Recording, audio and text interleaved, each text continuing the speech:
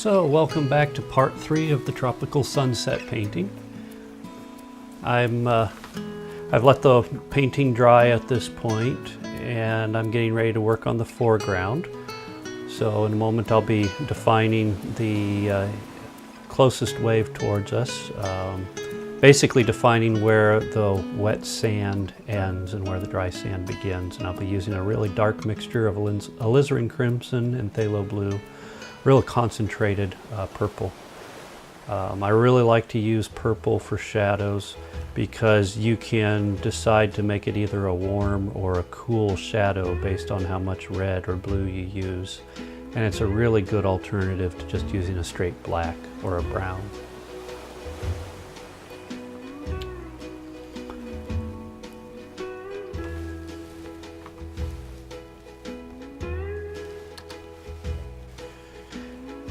And now I'm just trying to work up my nerve here. I'm going to be putting in a palm tree in the foreground, and I'm figuring out where I want the top of the palm tree to be. A basic idea of the path my brush is going to take down to the foreground, to the ground there.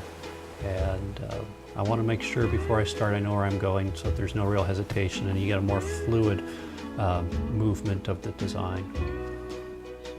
It's a very, and it can be a very nerve-wracking moment. You know, I've spent about an hour and a half actually painting this painting at this point, and now I'm drawing this big line through the center of it. It's definitely the courage test. So now that I have the basic idea of where the tree is going to go, I'm working with the edge of the brush, the tip of it, to define the left and right edge of the outline of the tree trunk, so I get a nice crisp silhouette against the background. And now I've moved into the ball of the tree there, and I'm adding a bit more color to the trunk, just trying to get a real deep purple there, so I give it a really nice contrast between that and the sunset.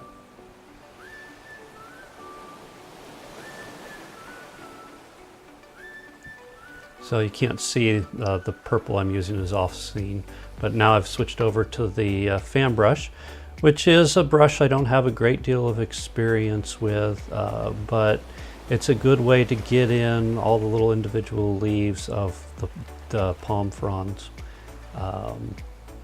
It's kind of a tricky little brush because you've got all these little points that come out at the base of the tips of the individual hairs come out at similar distances apart, but they're at slightly different angles because you do have that radiating pattern out from the handle itself. It takes a fair amount of getting used to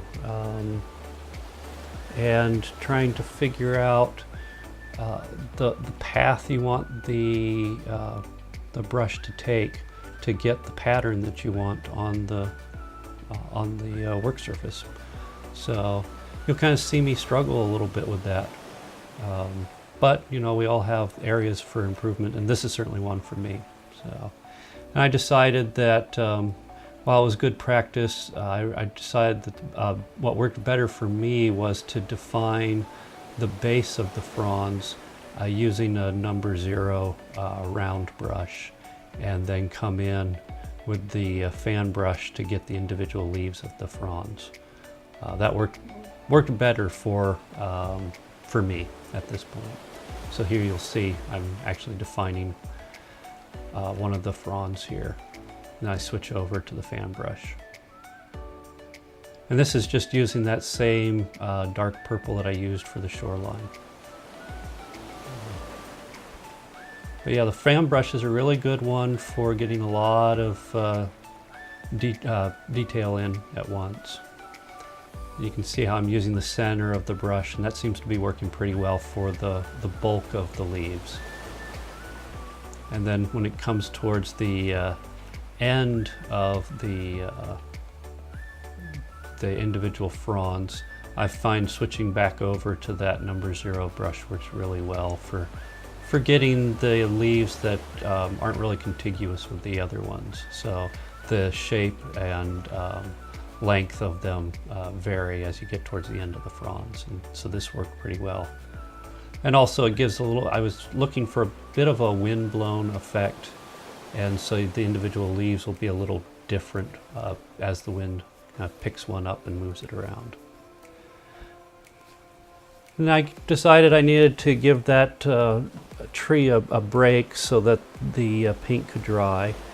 And so I'm using that number 0 brush for adding more detail to the the waves in closer. So defining the breaks and just adding a little bit more texture to those waves.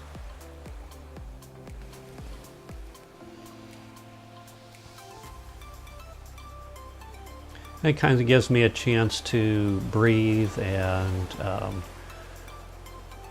think about how I want to continue on with the tree itself. So it's a juggling match. You know, you're trying to get the detail, but you don't want too much detail, especially with something like a silhouette where you really want the background to come through, and you can really muddy the waters, as it were. If you just continue painting without any idea as to why you're putting down color. So this is just a really good time for me to breathe, relax, and just work with a stroke that I'm more familiar and comfortable with while I give my mind a break. So.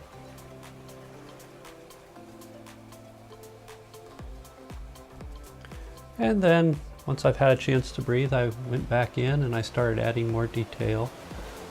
Basically just trying to give the top of the tree a bit more, a little bit more bulk, a little bit more weight. It's an interesting tree to try and paint. You'd think it would be really a simple one, but if you just do the same frond over and over again, you get a very flat look to your painting. And you really want to think about, well, where are those fronds? Are they coming towards the viewer, away from the viewer, to the left, to the right, so forth? You know, like I was saying earlier, I'm trying to pick up the idea of a breeze. And so those individual leaves of the fronds are going to be slightly different in places.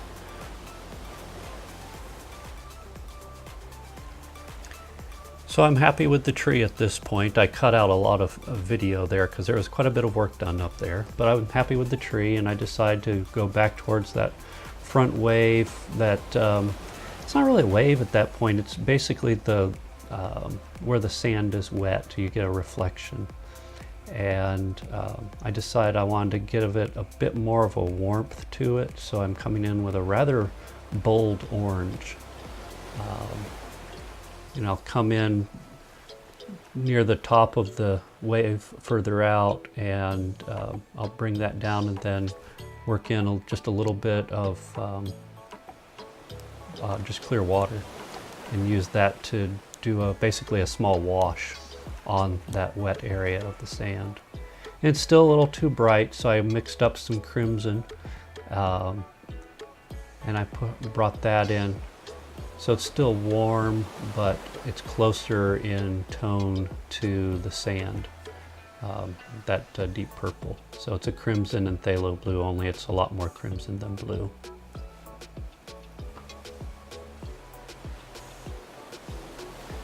So it's still bright, but it's toned down a little bit.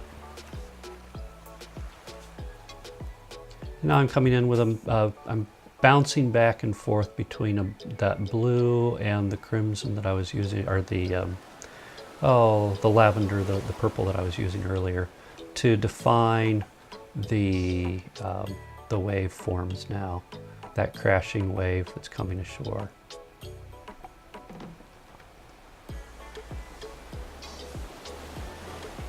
And I'll basically do that for all the waves near it, close in. And then I'm just adding some texture to the wet sand and the close-in portion of the waves. Just trying to give it a little bit more detail, a little essence of the ripples and whatnot that you get as the waves break and come ashore.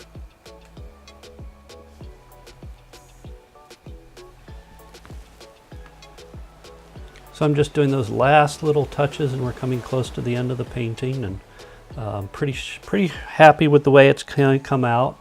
You know, there's always room for improvement, but overall I'm just really happy with that one. And now I'm going to do what I really like to do at the end of a painting. I'm pulling up this mat board here and popping it over the top, and it really helps to solidify in my mind that the painting is done. So, and now we're going to hear from past me as we finish up this painting. Thank you for watching. If you like this painting and this video, please give it a thumbs up. If you're new to the channel, please subscribe, and please share this video with all your friends on social media. That would help me out a great deal. Thank you.